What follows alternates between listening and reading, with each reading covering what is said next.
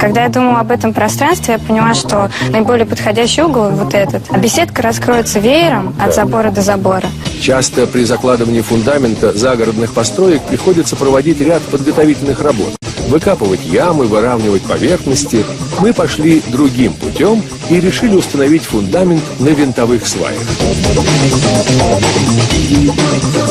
Такому фундаменту даже гидроизоляция не нужна. Обрезаем каждую сваю по уровню и привариваем металлические оголовки.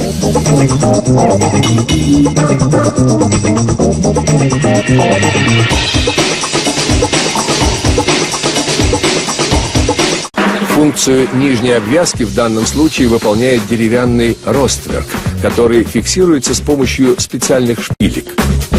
Теперь устанавливаем вертикальные стойки. Они должны быть основательными, ведь будут держать всю конструкцию. Набиваем лаги для пола. Ну вот, скелет нашей будущей постройки готов. Теперь здесь раскрылась веером чудесная беседка со столом и даже гамаком. Малосимпатичный металлический забор спрятался за красивыми деревянными шпалерами из лиственницы.